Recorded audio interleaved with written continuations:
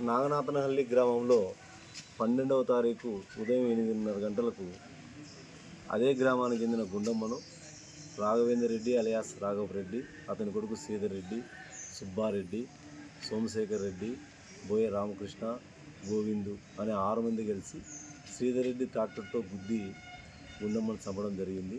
అదేవిధంగా పురుషోత్తం రెడ్డిని కూడా చంపాలన్న ఉద్దేశంతో కర్రలతో కొట్టి గాయపడటం జరిగింది. ఈ కేసు చాలా ప్రతిష్టాత్మకంగా తీసుకొని ఎస్పీ గారి ఆదేశాల మేరకు ఆయన యొక్క పర్యవేక్షణలో ఈరోజు ఉదయం 9:30 గంటలకు రాబడిన సమాచారం మేరకు సిరుగుప్ప క్రాస్ వద్ద పై తెలిపిన 6 ముద్దాయిలను అరెస్ట్ చేయడం జరిగింది.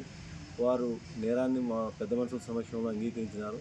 అంతేకాకుండా వారి యొక్క ఒప్పుదల స్టేట్మెంట్ మేరకు వారే నేరానికి ఉపయోగించిన ట్రాక్టర్ దాచిన స్థలం చూపించడం జరిగింది.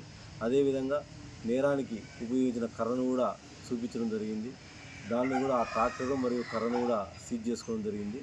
వీరందరినీ కూడా ఈరోజు అరెస్ట్ చేసి కోర్టులో ప్రొడ్యూస్ చేయడం జరుగుతుంది. జె శివనారాయణ స్వామి, డిఎస్పీ ఆదరణ. ఈ ప్రధాన కారణం అదే గ్రామంలో గుండమ్మకు మరియు రాఘవరెడ్డికి ఉండే పొలం తగరారు.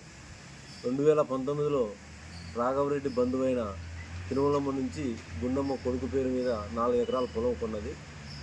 అప్పటి నుంచి ఈ తకరారు జరుగుతుంది. ఎందుకంటే రాఘవరెడ్డికి సంబంధించిన బంధువులని చెప్పేసి ఆ పొలం రాఘవరెడ్డికి వస్తుందని, లేదు మేము కొన్నామని చెప్పి గుండమ్మ వాళ్ళు పోవడం, ఈ విధంగా రకరకాల పిటిషన్లు కోర్టులో దావాలు వేసుకోవడం కూడా జరిగింది.